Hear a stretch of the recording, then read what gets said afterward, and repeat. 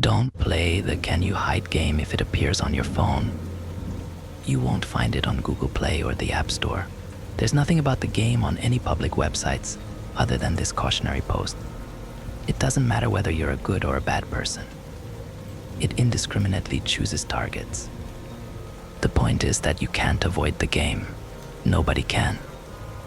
You might hear a reverberating ding from your phone, a tolling bell of death from the depths of hell. And then an incongruous window might pop up. Can you hide? Yes. When the window first appeared on my phone screen, I was stunned. I always presumed smartphones to be safer from the threat of viruses than computers, especially a brand new iPhone. Isn't Apple supposed to be superior to Microsoft when it comes to security? Nice try, I said. But before I made a rash decision and ended up infecting my phone with something nasty, I decided to do some research. I'm not exactly computer savvy, but I didn't trust either the yes or no option.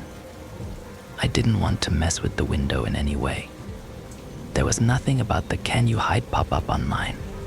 I didn't even realize it was a game until a Reddit user, who I won't name, pointed me in the direction of a Discord server for discussing unearthly matters. There was an entire category dedicated to the bizarre new game that had been appearing on people's phones. Clicking yes apparently commences a hide and seek game of unknown origin. I scrolled through the many Discord messages. I've removed the usernames. User 1, can anyone help me? Nobody seems to know anything about this game. My friend played it non-stop for a week, and then he went missing. That was 2 weeks ago. There are daily search parties, but I don't think they're going to find him. He said it wasn't really a game. He said he saw a face outside his window. User 2, you have to select no. User 3, I destroyed my phone after reading these messages. Haven't seen or heard anything unusual. User 4, I selected no, but I keep hearing creaks. And I don't think it's in my head. User 6, just leave the pop-up window open, guys. You don't have to select anything. User 5, what? For the rest of my life? What if something accidentally knocks it? User 3, destroy your phone. Like I said, it worked for me. User 6, until it pops up on your next phone. User 5, what if I just turn off my phone? That seems a little less dramatic than destroying it. User 3, your funeral. The more I read, the more anxious I felt. I had expected the pop-up window to be a virus, but everybody was telling ghost stories. Stop being a superstitious baby, I told myself. That guy's disappearance had nothing to do with the game he was playing.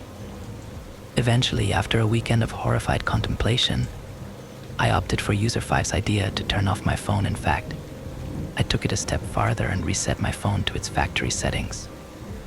I met my friends, Corey and Tanya, in a local park on Monday afternoon. I'd planned to tell them about my experience, but they beat me to the punch. Why didn't you pick up your phone all weekend? Lee Corey asked me. We were worried about you, man. We wanted to hang out on Sunday. I didn't fancy third wheeling. Some of us have to go to work on Mondays, I replied. Hey, I work, Corey protested. From a bathrobe in your bedroom, Tanya smirked. You're both just envious that I can scroll through Reddit and play games away from the watchful eye of my employer, Corey said. Speaking of games, Lee, have you played Can You Hide?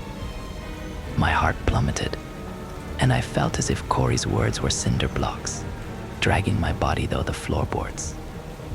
He's obsessed, Tanya sighed. He's been playing it every day since Tuesday.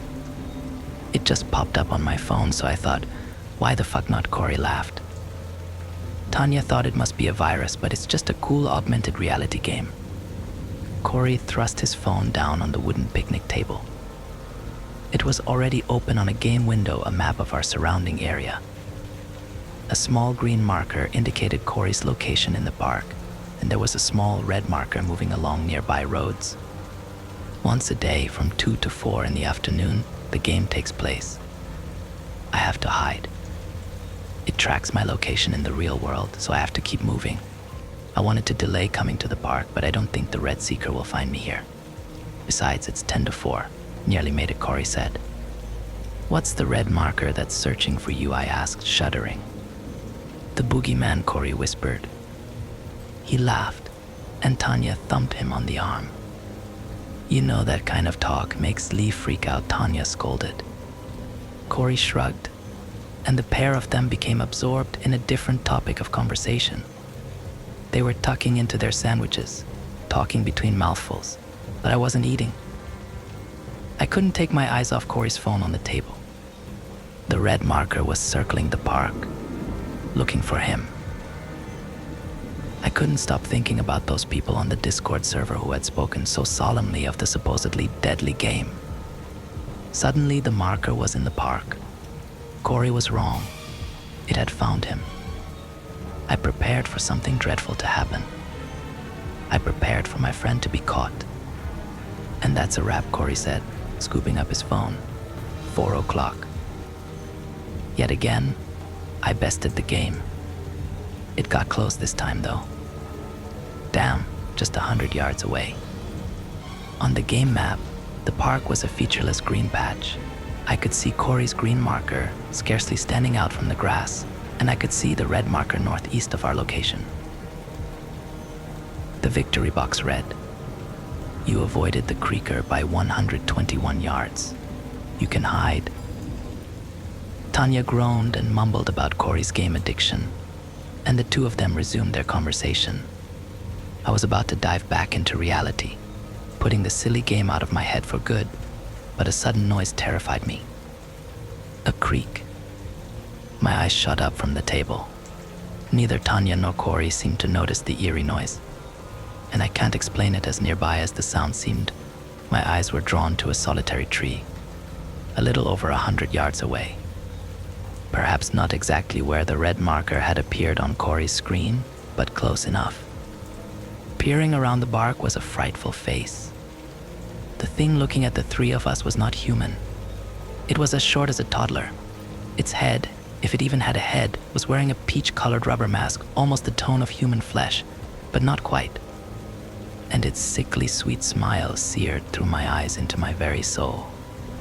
With a second resounding creak, the nightmarish face snapped behind the bark, disappearing from view. "Earth," to Lee, Tanya said, giggling. "You look like you've seen a ghost." "I think somebody's actually seeking you, Corey," I whispered, pointing a shaky finger at the tree. "I don't think you should play that game anymore. Your phasmophobia really kills my buzz sometimes." Lee, Corey sighed. "There's no boogeyman following me. I have a proclivity for trembling at everyday sights and sounds. In my mind, there's always a ghost or a ghoul around the corner. Ever since my parents died, I've been that way. But I knew, without a shadow of a doubt, that I hadn't imagined what I saw behind the tree. Unfortunately, my phasmophobia fear of ghosts and the supernatural makes it very difficult for anybody to believe me when I've been startled by something. Corey and Tanya told me to take it easy and get lots of rest. The following day, the two of them pinged me incessantly on WhatsApp.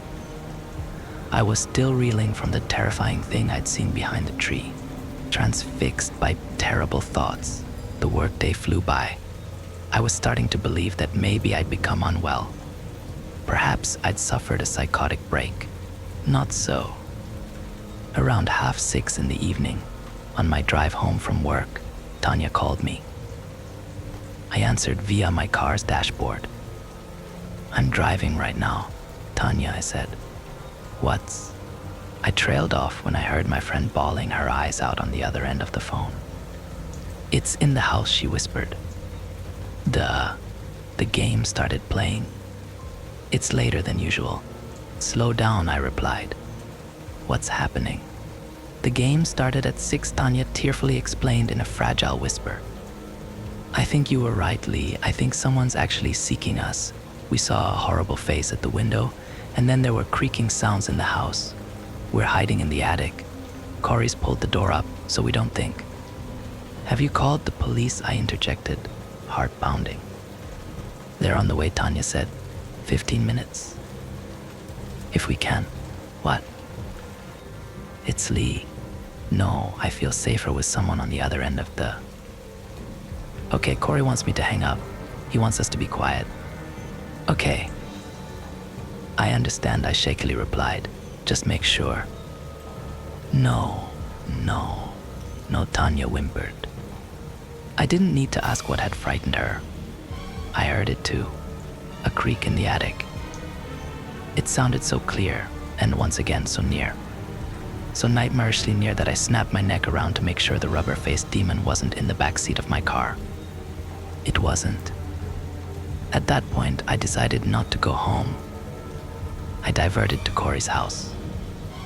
An 8-minute journey, barely any quicker than the police. How did it even get in here, Tanya whispered. I didn't even see the door open. It's not an it, Corey scoffed, though he spoke with a quivering voice. He's just a child, and he needs to leave our... What the fuck is that? Tanya screamed.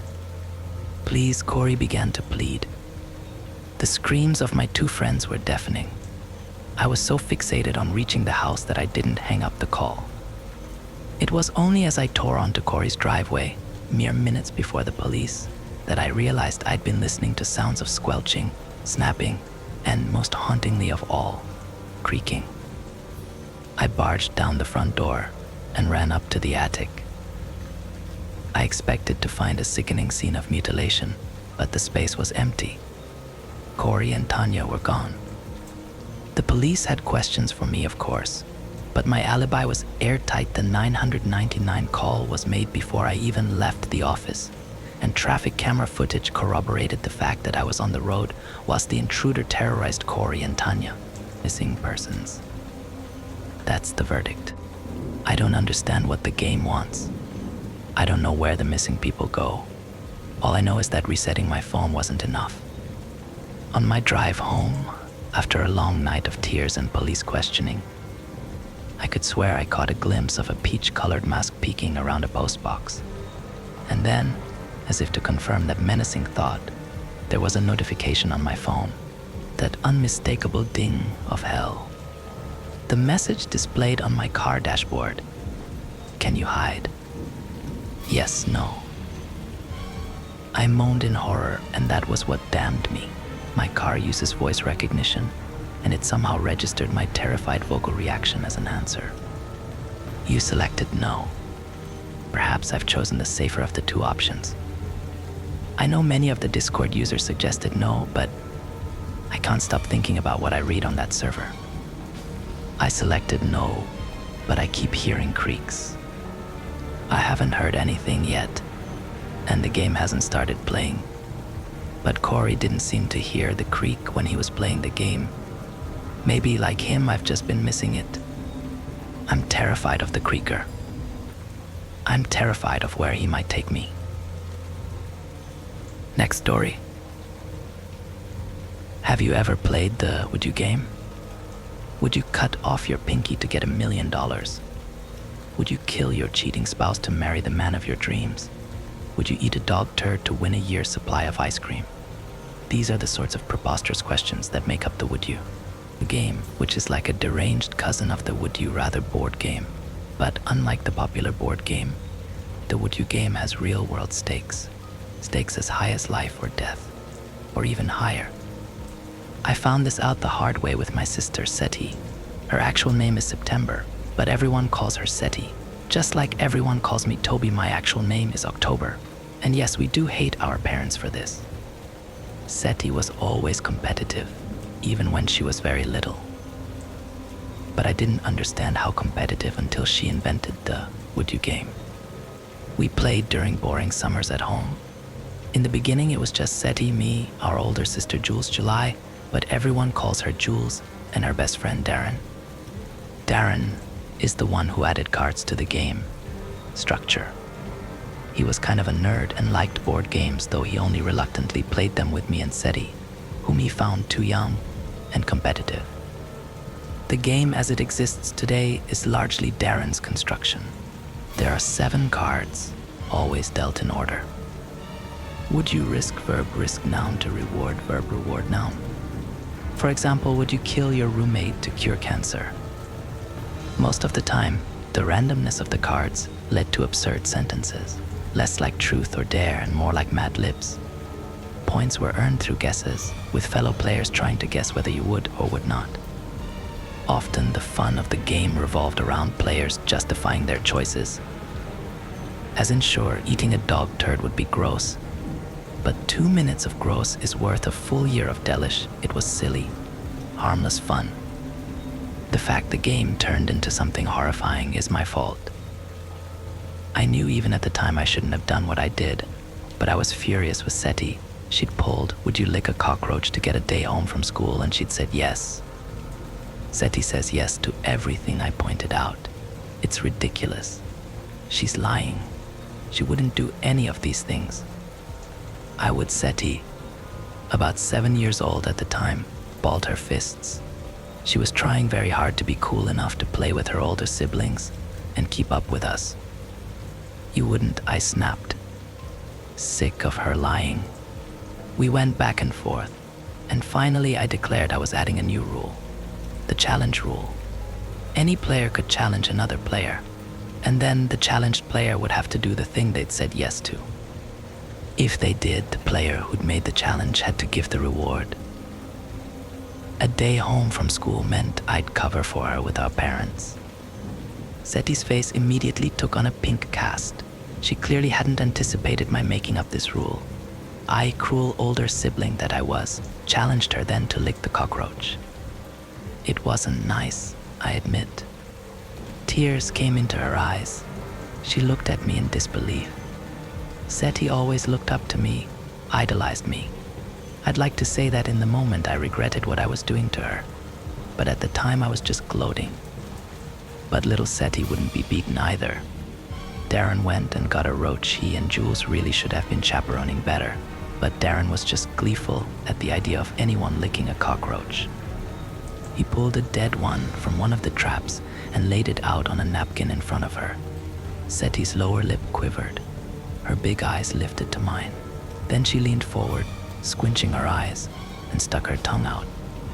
The pink tip touched the roach. "She licked it," declared Darren, delighted. Even as Julie cried, "You rhubarb you," and I exclaimed, "Gross." But now I owed her a day off school. Triumphant, she squished the dead roach in the napkin and tossed it into the trash. "I win," she said. "Yeah, well, you licked a roach, which means you lose at life," I retorted. "I win," she declared again. From then on, the challenge rule held. But I should have known it was a stupid, dangerous rule to put into play. The next time we played, the very first card Seti flipped had kill written on it. She paused on that card, while Darren's mouth made an O of suspense, and Jules and I exchanged troubled glances. Including the kill card was controversial. It sometimes resulted in hilariously absurd combinations, such as "Would you kill your butt to become a lost treasure?" To an adult, this sort of Mad Libs game is ridiculous. When I was 10, it was hilarious. But of course, the word could also result in some very bad combinations. Seti kept drawing your sibling to win. This game, she paused, mouth quirking to the side as she considered the cards. "Invalid," declared Jules. No. "We can still guess," said Darren, even as Seti slid her answer card, a card that said either yes or no face down in front of her.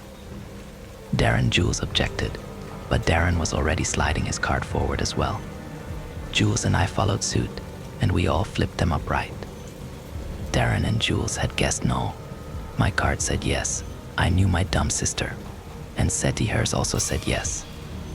"Knew it," I said, glaring quietly. She smiled back at me serenely. "Come on, bullshit," Darren said, while Jules elbowed him. But Darren ignored her and growled, "Challenge." "No," said Jules. "Oh, no, we're not." What? Darren snapped. "It's in the rules. If she kills Toby, she wins the game." He eyed Seti and said pointedly, "I'm not going to let her win by cheating or bluffing." "Enough," said Jules. My younger sister gathered the cards in front of her, set both her yes and no cards aside, and smoothed her skirt. There was no red face this time, no crying or embarrassment. She stood up, turned to Darren and said, "Well, aren't you silly? Don't you know it's just a game? Come on, Toby. Let's go." Something in my stomach unknotted as her fingers intertwined mine. It was a relief to know that despite her competitiveness, my sister could recognize when a thing went too far. Suddenly, her arm curved around my neck, yanking me back in a chokehold. I slapped at her arms. Fingers clawed and pulled at me as my face went purple, and my windpipe felt crushed and speckles blackened my vision. Then she was off me, hauled back by Darren and Jules as she howled, "Let me go. Let go." "Seti, stop it," hollered Jules. Seti was still screeching as they dragged her to her room. "Jesus." "She's batshit," growled Darren. Jules declared no more games. "If I kill Toby tonight, I win," panted Seti as they locked her in. "I win. Say that I win." "No one wins," Seti screamed Jules. "I can't believe I even have to say this. I'm telling Mom and Dad." "Why do you have to be so crazy? Christ, the game is suspended, do you understand me? It's over. There are no winners. And we are never playing this fucking game ever again." So that was the end of the Would You game for many years. Seti found other games to play, of course. Less dangerous ones. She was really good at games and made a fortune with gambling, the lottery, card tournaments. Investing playing the market was itself a sort of game. She told me, and as with all such ventures, she tackled it with a competitive spirit and almost unmatched skill. Though she did suffer some stunning losses occasionally as a consequence of her tremendous risks. She knew all the tricks of the trade, shuffling tricks, sleight of hand, weighted dice, counting cards. Contrary to what you might believe, she was actually a pretty good sister most of the time. It was Seti who took care of our parents, making sure their bills were paid and their lawn mowed and the big house always tidy. She did a lot of the cooking and cleaning herself before she'd do her makeup and go out for the evening to the casino or for a drink with business partners. She never went to college, instead keeping house for our parents, but then she didn't really need college. We had wealth inherited from our grandparents, and Seti multiplied it neatly, managing investments for all of us. She did this with complete transparency and fairness, and while she sometimes gambled heavily with her own money, she never did with ours, always putting it in investments according to our willingness to embrace risk or security. And yet, through my college years when Seti was finishing high school, she brought back the Would You game. And this time, being legally an adult, she had no one to rein her in. I found out about it from Kedar, another boy at her school. He told me how she'd started playing with a group of preppy senior friends. I tried to shrug this off, whatever. We were all adults now. Surely my sister wouldn't go too crazy, right? It wasn't until later I found out she'd changed the rules again.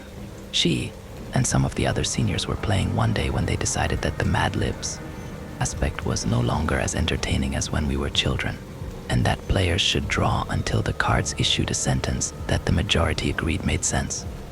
Of course, even then, most of the results were still things that couldn't actually happen. But others, like would you eat bugs to get a winning lotto ticket, were not only perfectly valid combinations, but also easy enough to both challenge and reward. And this is exactly what happened when Seti and her friends played. One of them claimed he'd eat bugs to get a winning lotto ticket. She challenged. He ate several ants, so Seti bought lotto tickets until she had a winning one.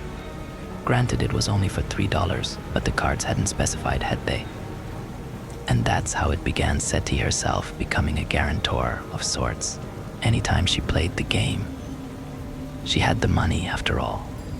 Even back then, our family was well off, and Seti already had a considerable sum saved from her gambling and side hustles. I never knew what else she did on the side, but I assume some of it wasn't legal. She could afford to escalate the game. So when a combination came up like would you dump your boyfriend to earn a new iPhone, Seti could issue the challenge. And when her friend followed through on the dumping, said friend would be gifted with a new phone. It was nonsense, risky and unhealthy. but not, I guess, more than any other kind of gambling. Until it got worse. Several years later, Seti had some friends over. I'd refused to join. I'd sworn to myself never to play this game. Seti seemed to get even more competitive when I was around, so I kept away from the group, watching from across the living room. Turns kept passing round and everyone was laughing, drinking. A few people were smoking, but that wasn't really my business. Mostly it sounded like absurd stuff. Would you kiss MRS Whitinger to save a litter of kittens? Groans. Mrs. Whitinger was the principal at Seti's high school, and in games of kiss, marry, kill was universally the kill option. Much discussion ensued about whether a litter of kittens would actually die if the player said no to this, and whether the prize having to kiss Mrs. Whitinger was too high. Seti considered the question but intertwined her fingers and explained that since the kittens were in the reward deck, not the risk deck, the game would not put kittens in harm's way. In short, kissing will mean you do a good deed, but not kissing won't make you do a bad one, she declared. Thus, if Scott, the player who'd drawn this combination, were to return to their old high school to kiss the loathsome Mrs. Whitinger, a litter of kittens would be rescued, but nothing would happen otherwise. Well, yeah, but if I don't kiss her, some kittens somewhere might not get rescued, so guess I gotta kiss her. Scott grinned at the groans all around. Challenge, said Seti. Almost automatically, almost bored. Scott did indeed end up visiting the high school on a made-up errand and kissing the principal on the cheek. She was suitably astonished at this affection from a troublesome alum, but also rather touched, and Seti honored her word and awarded Scott by saving a litter of kittens that still occupies our parents' house, where she has devotedly looked after them. But that's not the reason I'm telling you about this game. See, shortly after Scott's draw, another friend, Rosalinda, drew a combination that elicited quite a stir. Would you cut off your finger to gain $1 million? Gasps and whispers all around. Everyone at that party knew that if it was done, Seti could potentially honor the million. This was into her investing years. She had the financial wherewithal for it, and she had granted other gifts before, but never to such an extravagant amount. The most she'd ever given was a gift for a Bahamas trip. I'd totally do it, said Scott. No way, said another friend. No way I'd do that. But $1 million, said someone else. This one's a hypothetical, right, said another, glancing tentatively to Seti, who just sat back holding her drink with her eyes glimmering and a lazy smile on her face. Yeah, obviously, said Scott. I mean, who's got $1 million to give? Seti might. Yeah, right. Screw it, said Rosalinda, slamming her card down. I'm in. Make your picks, people. Everyone voted. Half said yes, half no. Rosalinda flipped her card. Yes. Everyone glanced to Seti, who stood up quietly, moved to the bar to pour herself another drink, and then poured a glass for Rosalinda, too. A glass of strong stuff.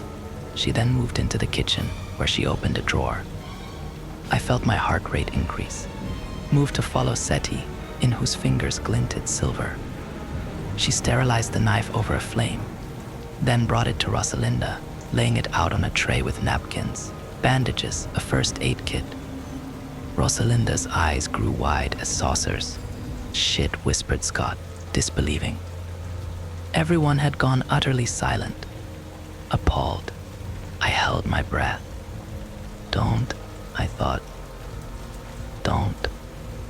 What should I have done? Called the police? Even now, I wonder? No one was forcing Rosalinda to do anything. And yet, Seti sat back in her cushioned chair, idly swirling the bourbon in her glass before downing it. Her eyes glimmered over a smile as she raised her gaze to Rosalinda and whispered, "Challenge." Everyone was dead still. And then Rosalinda picked up the knife. I'll spare you the description of the aftermath of that. The would you cards had said cut your finger off, but they had said nothing about not sewing it back on. Scott put Rosalinda's finger on ice immediately after she cut it off, to the screams of the other players. There were some accusations that Seti was sick, that this all went too far. Then Rosalinda's friends rushed her and her severed finger to the hospital, where it was reattached. And of course, Rosalinda and her friends were somewhat mollified that shortly afterwards, $1 million was transferred to her bank account. In fact, when word spread, others began seeking out my sister to play. That was when I put my foot down about playing in the house. I said our parents' house couldn't be turned into a gambling den, that I didn't want murders or maiming under their roof, and them to have to deal with cleaning up blood or whatever sick things happened. Seti agreed to take her games elsewhere. I tried to keep out of her business, but occasionally word leaked, from our parents or Jules or mutual acquaintances, and it seemed like both the risks and rewards were getting bigger.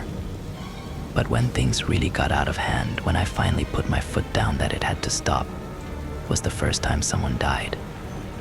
Before COVID, the games had involved physical risk, even maiming, but had never included death. I wasn't present for the lethal draw, and only found out later that the combination pulled was, would you become haunted by a terrifying ghost to save your child? This particular game took place over Zoom during the height of the pandemic, among a handful of players who won the chance to play via lottery. Seti's Kai's games were in high demand. As it turned out, one of the players had an eldest daughter on a ventilator. Now you'd think that any combination involving a ghost would be inherently invalid after all. It's not like Seti can conjure up the supernatural, but apparently the players agreed to accept it as a valid draw, and the devoted father played yes. Anything for my kids, he said. I viewed the recording of the Zoom later, and after the father played his yes card, Seti's eyes fluttered for several seconds in this strange way, as if she were in a trance, or listening to something no one else could hear. Then her eyes opened, and she declared, "Challenge." A few days later, the daughter recovered. But it wasn't until said daughter messaged me, begging me to intervene, that I understood how deranged the game had become. The man who answered the door in his bathrobe had eyes red-rimmed from weeping, a week's worth of beard stubbling his gaunt face. Without a word, he led me into his house, and as he shuffled away from me, I noticed burn marks on the walls. Not in any obvious pattern, but here and there marring the wallpaper. He pointed to a pile of framed photographs stacked on the sofa. They had formerly been hung on the walls, I realized, but he'd taken them down because in every single photo, he had been burned out, leaving the rest of his family intact. That was how the wallpaper had been charred. There was also, I noticed, a burn mark in the shape of a handprint on his arm. While the father wearily offered me tea, I picked up one of the photos, the backing and part of the glass damaged from the heat. Is it just the burn marks, or is other stuff going on? The lights, he whispered as he stirred the tea. The shrieks and banging at night. The handprints. The dreams. And this, he pulled open a drawer full of children's drawings scrawled by his daughter and her siblings, kept from when they were very little. In all the drawings, he had been scratched out, and a blackened figure like a shadow seemed to be looming behind him, its hands on his shoulders. She's obviously hired someone to come and do all this, I said. You're probably having nightmares from the stress. No way would I believe that Seti could summon ghosts. But I absolutely believed she had the resources to make a man think she had. The defiled children's drawings especially left me chilled. How had she identified which figure in the child's scrawls was him? I offered to stay the night, to confront whoever Seti had hired and chase them off, and I promised I would contact my sister in the morning and put an end to this so-called haunting. The man seemed relieved by my assurances that all the spooky effects were staged, yet he also requested me not to interfere. He was clearly anxious that if he didn't let things continue, his daughter would fall sick again. I tried to assure him that Seti didn't have that kind of power and couldn't make her relapse, but he insisted I keep out of it. Privately, I decided to speak to Seti anyway. She was overseas, however. The man killed himself before she got back, hung himself from the staircase, leaving his beloved daughter and her siblings to mourn. I waited in our parents' house for my sister the night she returned. She'd barely gotten off the plane a half hour earlier, But despite what must have been a wearying flight, she waltzed through the front door in a glitzy suit like she'd stepped out of Vegas. Seeing me, she spread her arms wide in greeting. "How could you?" I snarled. She dropped her arms, though her smile didn't falter. "Toby dear, I didn't. Whatever it is you're upset about, it was the cards." "A ghost," Seti. "A terrifying ghost," she corrected. "Of course it wasn't a ghost, Seti," I bellowed, shaking with fury. "The funeral had been 2 days ago. The only terrifying thing here is you, for hounding a man to death. You drove him to this. It's you who fulfills all the challenges, who delivers the rewards. Admit it. You paid for his daughter to get special treatment. I looked into it. You couldn't guarantee it. But you did everything you could to make sure she'd recover, didn't you? And when she did, you made him suffer. He had to complete the challenge." She pursed her lips, silent for a moment, then finally said, "What if I did?" "What if you did?" I couldn't believe her. "Seti, you drove a man to his death." "You said that already." She looked bored. "So?" "I made a man terrified. He chose to kill himself." "Bullshit. You killed him, as much as if you handed him the rope." "Oh, he chose hanging." "Seti," I paused, and added, low and serious, "You have to stop this." That stilled her. She was silent a moment, eyes shadowed by the brim of her hat, crimson lips pursed. Finally, a curl to her mouth. "Make me." "Wah." "Make me stop," she repeated, and languidly took a chair at the coffee table, indicating for me to do the same. I stared in horror as she pulled out a deck. "One game," she declared, eyes glittering. "A duel. You win. I stop and never play again. You can have your wish." "No, Toby. People pay thousands to play with me. You don't know what a deal you're getting. Besides, it's the only way to make me stop." She again indicated the chair. I just stared at her, fists clenched. "Why?" "Because, Toby dear, our mother and father's beloved, who can do no wrong because we never finished our game. Remember when we were little, we started to play, but things went too far. We couldn't end it. I won't be left at a stalemate. Finish the game with me, dearest Toby. Golden child, the one mom and dad always loved best. They love you too. They love me like the alcoholic loves the bottle, a terrible influence they secretly wish they could obliterate. And it's true, I am terrible. But perfect, good Toby. Win against me and I will stop." Her eyebrows shot up. Reluctantly, dread building in my gut, I sat down opposite her. I threw out one more feeble argument: we don't have enough players. I won't let anyone else get involved. "We don't need other players," she corrected. "A duel game is a 2-player version. It has a few extra rules, like the double dare. It's where you take your opponent's challenge and double it. So for instance, if it's would you kill a kitten and I accept, you'd have to kill 2. Great example.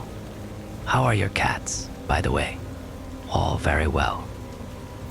As it happens, they haven't been drawn into any games. She flashed a wicked smile at me as one of said cats, oblivious to the danger it would be in should Seti draw any cards that involved pets, came over and rubbed against her leg, purring. She explained the rules of the duel game as she shuffled. It was basically the same as the regular game, but answers were scored differently: 1 point for yes, 1 point for correct guesses, 0 points for no, 0 points for wrong guesses, 10 points for a completed challenge.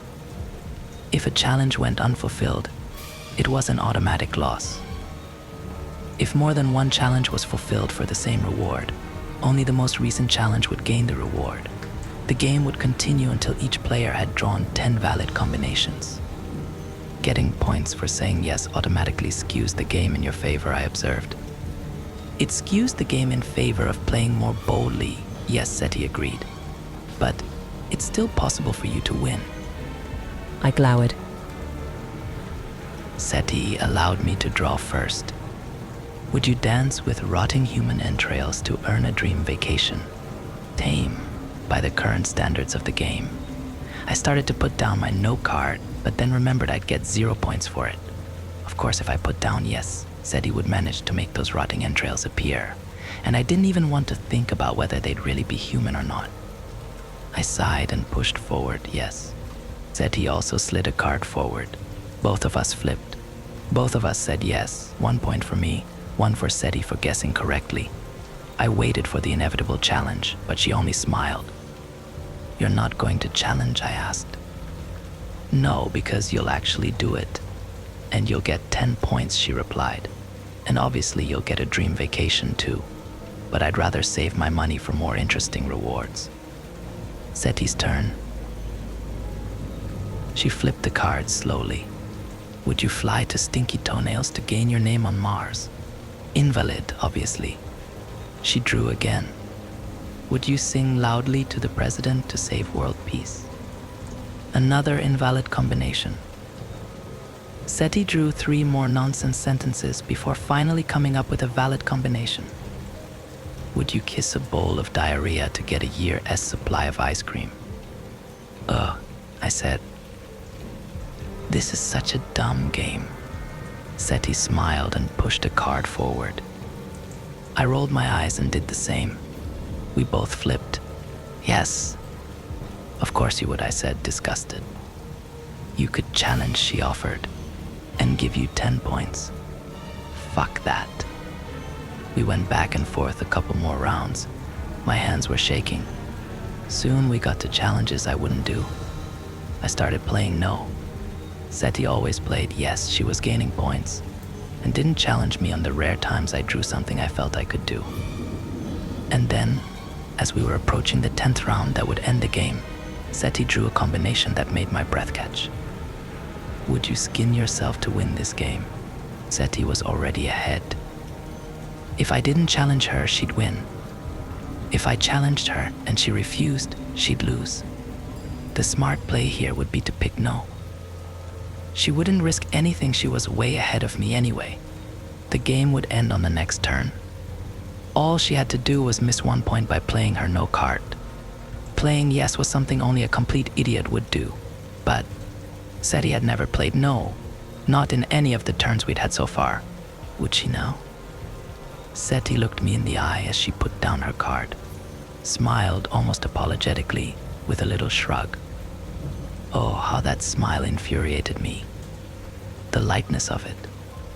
The willingness to throw everything down in this stupid, idiotic, foolish game.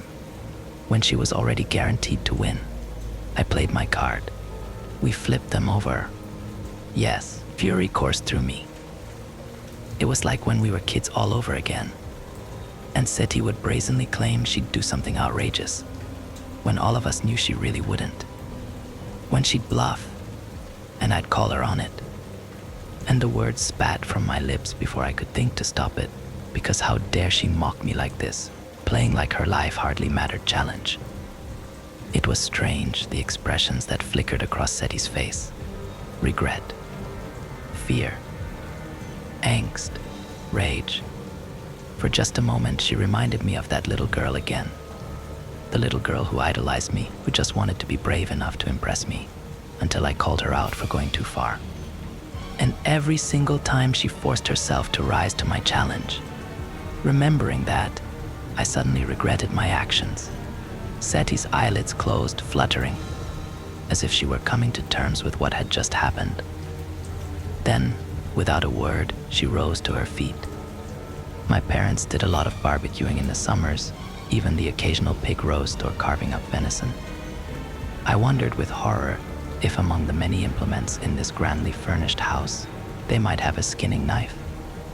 Seti, wait, I cried, seizing her arm as she turned away. I forfeit. You hear me? I forfeit. You win. I withdraw my challenge. WWWWW, what she stammered. You can't forfeit. That's not how it works. Too bad. I'm done. Toby, she shrieked as I grabbed my jacket and rushed for the door. You agreed to finish the game? Yeah. Bite me, I ducked out and slammed the door. From inside, a howl of anguish. High, keening, practically inhuman. God said he could be so scary. I hurried away, trying to force the horrible, stupid game from my consciousness, trying to forget how irrational SETI could be. My phone buzzed. SETI, we're not finished. SETI, we have one turn left. SETI Toby. SETI one turn. She carried on like that all night. I silenced my phone. In the morning, I had so many messages I blocked her. I fully expected calls from our parents, Jules, our mutual acquaintances. Email, messenger, voicemails at work, maybe a singing fucking telegram. SETI had a huge network, and I knew my sister had 1,000 ways to contact me. There would be no escaping her wrath until the game was over. And yet, silence. Not so much as a peep. It was this complete absence of communication that unsettled me more than anything. I called our parents, Jules' friends, but they hadn't heard from SETI. Not wanting them to worry, I lied to everyone and said I was just checking in because it had been a while. With every hour, the knot of dread in my gut tightened. Finally, 3 days after our fateful game, there came a knock at my door. I'd been in a state of suspension so long that my first feeling was relief at last we'd get this over with. I went to the door, calling out, "Who's there?" to no response. I peeked through the peephole, but it was covered. Sigh, just like SETI to play games. Maybe it really was a singing telegram. I opened the door. Hell. The word died on my lips, shifting from hello to hell in what, looking back, seems chillingly appropriate. On the threshold stood a costumed figure. She was reminiscent of the Easter Bunny, huge black eyes, plush fur around chipmunkish cheeks, buck teeth, and mauve fur with a fluffy white belly. This wasn't sophisticated like a cosplay fursona, no.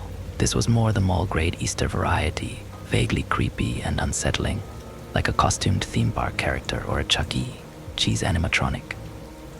I'd always had a dread of such characters, even as a child. Something about the fakery of the costuming was so off-putting.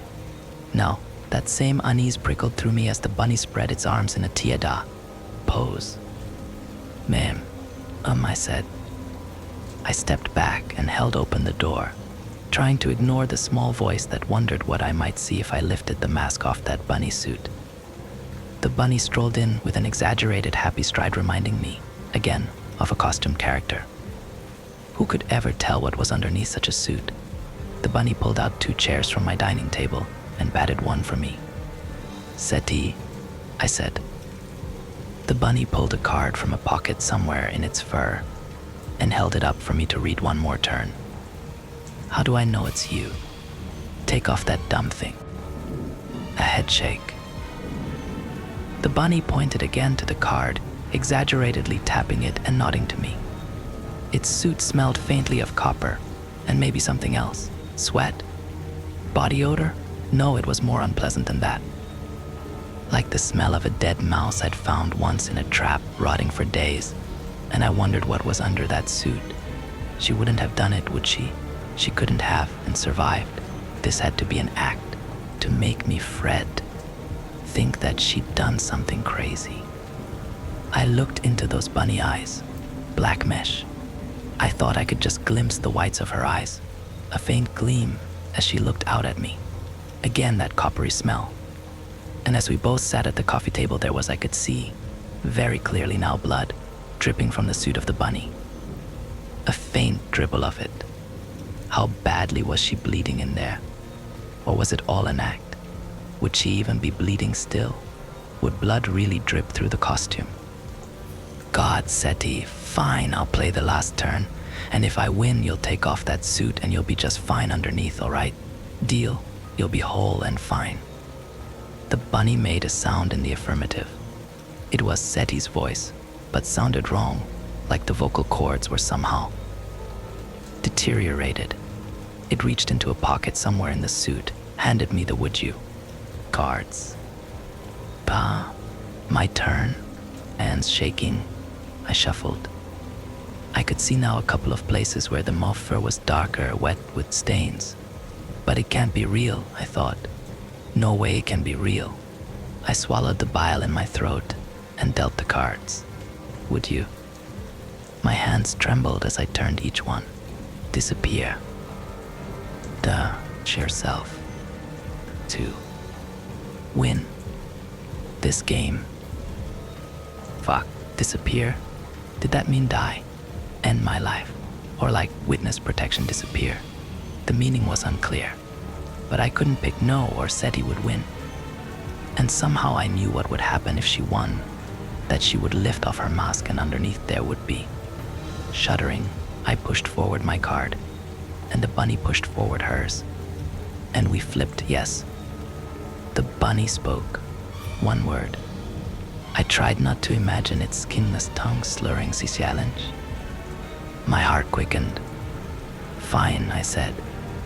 You, Mom, Dad, Jules, everyone we know, you'll never see me again. The rest of my life, no matter how hard you look or how you spend your resources to come after me, I will not be found. I'll be gone. And when I am, I'll have won the game. As I spoke, I felt the air shiver between us. It was as if something had writ my words in my soul.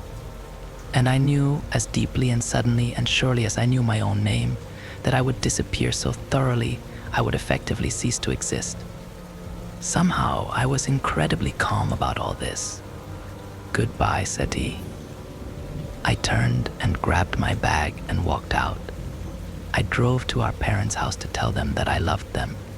They were extraordinarily perplexed when I greeted them each with a tight embrace, and even more so when I begged them to please look after Seti for me. I just hoped it was enough to save my sister. That whatever was under that suit was all part of the drama to draw me in, and everything would return to normal after the game. I just had to disappear. Who said that? He was a bit hard of hearing. Seti September, I told him. What's happening in September? Asked Mom. No, Mom, I'm talking about Set. I stopped, staring at the mantel. A few days ago, I'd been here playing with Seti, and the photos on the mantel had been the same vacation trips as always, goofy images of Seti, me and Jules playing as children. But now, I was looking at the exact same photos, and it was only me and Jules. Mom, meanwhile, nudged Dad and murmured, "Sweetie, remember how Toby used to pretend to have a little sister?" Oh gosh, that's right, Dad brightened and turned to me. And whenever you did something bad, you'd blame it on September. But I was already out the door, rushing back to the game. I declared I would disappear. From the present moment on, I'd be gone. But Seti. I checked my phone, my email messages. But there were no photographs, no texts, no social media evidence my sister had ever existed, present or past. I called Jules, but she said the same thing as our parents, that Seti was the imaginary little sister I made up to blame for the worst outcomes of a childhood game. A game I designed. A game for which I am the guarantor. A game I have been hosting among various groups and players for the past few years. And when I at last got home and rushed inside, the bunny was no longer at the table, but the cards were still laid out. A note scrawled beside them on a bloody napkin. Double dare. People still contact me asking why I ended the game. The truth is, well, the truth is the napkin, the only proof of Seti, written in her own distinctive handwriting, disintegrated with time. And I'm not even sure myself what I believe anymore, but I'll tell you this. If anyone ever offers to play the would you game, no matter what the prize, do not do it. It's not worth it. Learn from my mistakes, and never, ever play the would you game.